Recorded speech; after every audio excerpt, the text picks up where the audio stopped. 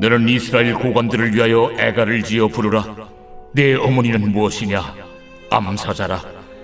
그가 사자들 가운데 엎드려 젊은 사자 중에서 그 새끼를 기르는데 그 새끼 하나를 키우매 젊은 사자가 되어 먹이 물어뜯기를 배워 사람을 삼키매 이방이 듣고 함정으로 그를 잡아 갈고리로 꿰어 끌고 애굽 땅으로 간지라.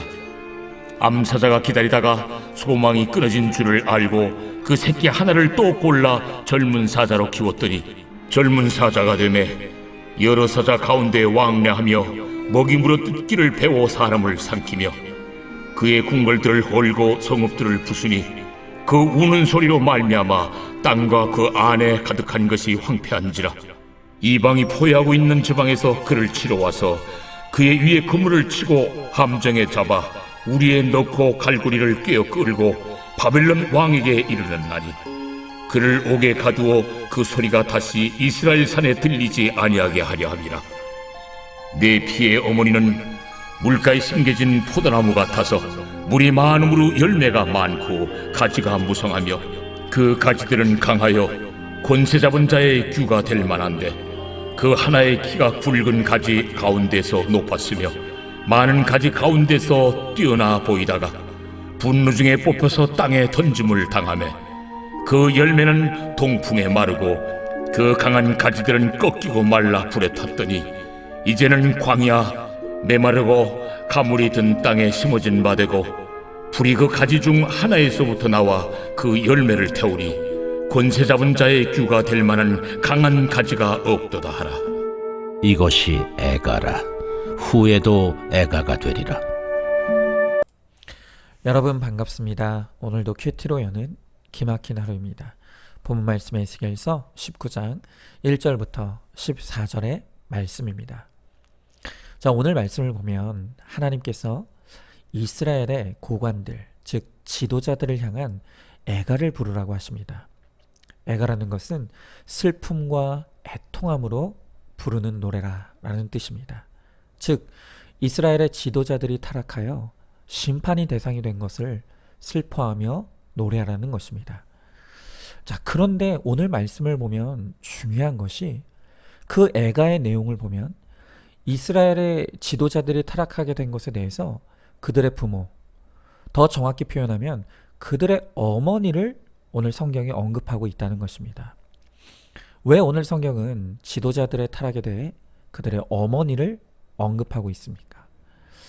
오늘 이 말의 의미는 지도자들이 타락하게 된 것에는 그 부모의 양육에 원인과 책임이 있다는 것을 강력하게 암시하고 있는 것입니다. 그러면 오늘 성경은 지도자들의 타락과 그들의 부모에 대해 무엇을 말하고 있습니까? 자, 먼저 오늘 성경은 그들의 어머니가 사자니 자녀들도 사자가 되었다고 합니다. 자, 오늘 3절의 말씀을 보면 오늘 성경은 이스라엘의 지도자들을 먹이를 물어뜯는 사자에 비유하고 있습니다. 즉, 당시 이 지도자들은 백성의 보호자가 되기는 거절하고 그들을 먹이 삼아 자기들의 배를 불리는 데만 혈안이 되어 있었던 것입니다. 자, 그런데 중요한 것은 왜 그들이 그렇게 물어뜯는 사자가 되었느냐 하는 것입니다. 이에 대한 오늘 성경의 대답이 무엇입니까? 바로 그것은 그들의 부모가 사자이기 때문이라는 것입니다. 자, 2절의 말씀에 보니 이렇게 나와 있죠. 내 어머니는 무엇이냐? 암사자라. 결국 이 지도자들이 자신이 가진 권력과 권한을 사람을 착취하고 이용하여 자기 이익의 수단으로 삼는 인생을 살았던 것은 그 부모가 먼저 그런 인생을 살았기 때문이라는 것입니다. 그래서 자식이 곧 부모입니다. 그것은 결코 숨길 수 없는 진리입니다. 결국 내가 살았던 삶의 결론은 그 자녀를 통해서 고스란히 드러나게 된다는 것입니다. 어떤 부모들은 마음에 안 드는 자녀를 보면서 도대체 어디서 이런 게 나왔냐라고 한탄하시는 분들이 있습니다. 그런데 그러면 우리의 자녀들이 너무 억울합니다. 왜 그렇습니까? 그 자식이 어디서 나왔겠습니까? 그 부모에게서 나온 것입니다. 여러분, 이 본판 불변의 법칙이라는 게 있죠.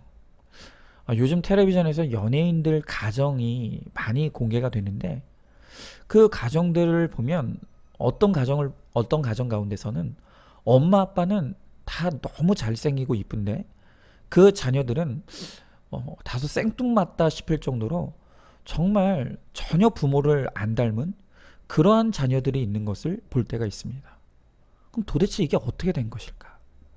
우리 모두가 짐작하듯이 그 부모는 최고의 의료 기술로 자신의 원래 본판을 바꾸고 숨기는 데 성공했지만 자녀들은 부모의 본판을 그대로 물려받은 것입니다. 나는 나를 꾸미고 포장하고 가릴 수 있지만 자녀를 통해 원래의 내가 그대로 드러나게 된다는 것입니다. 그래서 우리는 문제아는 없고 문제 부모만 있다고 고백하는 것입니다. 내 자녀가 물어뜯는 사자입니까? 내 자녀가 문제아입니까?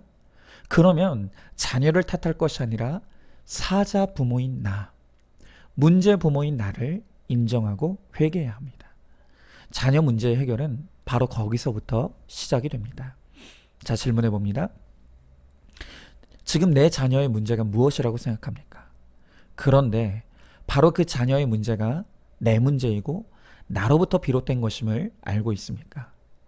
문제 자녀라고 탓하고 체벌하기 전에 내가 먼저 문제의 부모인 것을 회개하시기 바랍니다. 자, 다음으로 오늘 성경을 보면 자녀는 부모가 가르친 대로 배운다는 것입니다. 자, 5절 말씀에 보면 암사자가 자신의 새끼를 젊은 사자로 키웠다라고 합니다. 그리고 이어지는 6절의 말씀에 보면 그 새끼가 물어뜯기를 배웠다라고 말하고 있습니다. 오늘 이 5절 6절의 말씀을 보면 부모 자식 간에 이루어지는 긴밀한 상호작용을 그대로 드러내고 있습니다.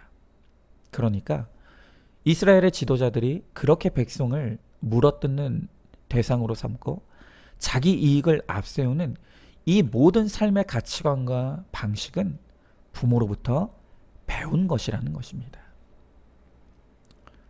여러분, 우리가 자녀를 길러본 분들은 너무 잘합니다.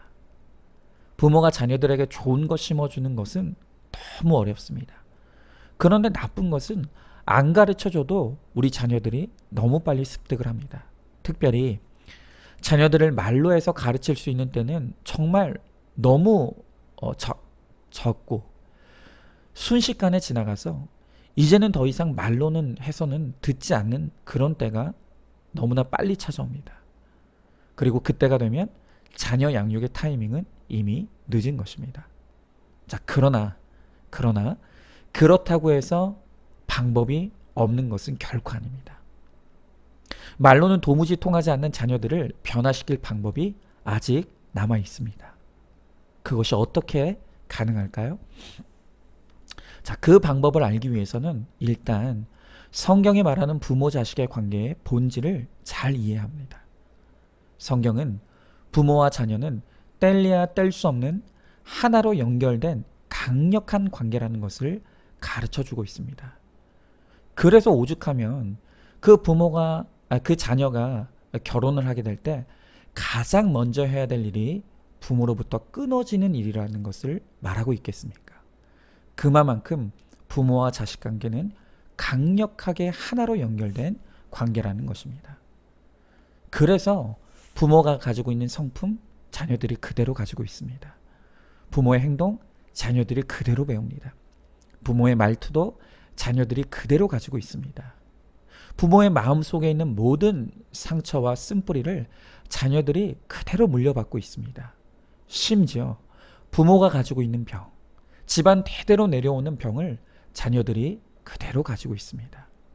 혈압의 문제, 암 같은 것들이 부모와 자녀라는 이유로 되물림되는 것이죠. 바로 이런 것만 봐도 부모와 자녀의 관계는 겉보기에는 엄연한 두 개체로 떨어져 있는 것 같지만 굉장히 밀접하게 하나로 엮어져 있습니다. 여러분, 이게 왜 그렇게 중요할까요? 이렇게 부모와 자녀가 정말 하나로 연결되어 있다고 하는 사실을 깨닫고 나면 자녀 문제의 해결책도 간단하게 나옵니다. 그것이 무엇일까요? 부모만 바로 살면 됩니다. 자녀와 부모가 연결되어 있으니까 자녀 보고 이래라 저래라 말할 필요가 없는 것입니다. 부모가 바로 서면 그것을 그대로 자녀들이 물려받습니다. 우리의 유전적인 병도 자녀들이 물려받고, 부모의 상처도 물려받고, 부모의 아픔도 물려받고, 어려서 부모가 잘못 행동했던 것 그대로 자녀들이 물려받습니다. 그러나 이제는 그걸 완전히 뒤바꿀 수도 있다는 것입니다. 어떻게요? 예수 그리스도 안에서 말씀으로 부모가 먼저 내 죄를 회개하고 과거의 상처를 말씀으로 해석받고 그 하나님의 은혜로 나의 삶이 변화되면 그건 역시 자녀가 물려받습니다. 그 은혜의 역사도 자녀들에게 고스란히 흘러 들어간다는 것입니다. 바로 이것이야말로 내 자녀들을 근본적으로 변화시키는 길입니다. 이것을 깨닫고 더 이상 자녀를 말로 가르치고 바꾸려고 하지 말고 주의 말씀으로 부모인 내가 먼저 변하여서 변화된 나를 통해 자녀가 되는 모습을 보게 되는 축복을 누리시기 바랍니다. 자, 질문해 봅니다. 자녀가 변하지 않는다고 불평하십니까? 자녀가 변하지 않는 것이 문제가 아니라 내가 변하지 않는 것이 문제라는 것을 알고 있습니까? 은혜 안에서 말씀으로 내가 먼저 회개하고 변화되므로 변화된 부모인 나를 통해 자녀들이 변화되는 모습을 보게 되기를 소망하시기 바랍니다. 자, 마지막으로 오늘 말씀을 통해 우리의 자녀로 하여금 하나님을 의지하게 하라고 하십니다. 자, 오늘 10절의 말씀에 보니까 이스라엘의 지도자들의 어머니는 사자일 뿐만이 아니라 물가에 심겨진 포도나무와 같다고 또한 비유하십니다. 그래서 가지와 열매가 무성하고 11절에 보니 그 부모가 너무 뛰어나다는 것입니다. 자, 여러분 생각해 보십시오. 부모가 이렇게 대단하고 뛰어나니 자녀들이 누굴 바라보겠습니까? 이 자녀들이 하나님이 아닌 부모를 믿고 의지하게 되었다는 것입니다. 바로 이렇기 때문에 부모가 우상이 된 자녀들의 구원을 위해 하나님께서 하시는 일이 무엇입니까? 오늘 12절부터 14절의 말씀에 보니까 그 우상된 부모를 하나님이 뽑아버리시겠다는 것입니다. 그리고 그 부모를 마르게 하고 꺾이게 하고 그 열매를 불태웠다는 것입니다.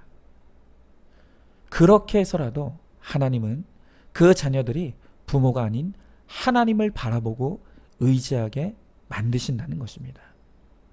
여러분, 가장 최고의 부모는 자녀들에게 하나님을 의지하도록 가르치고 양육하는 부모입니다. 그런데 우리는 어떻습니까?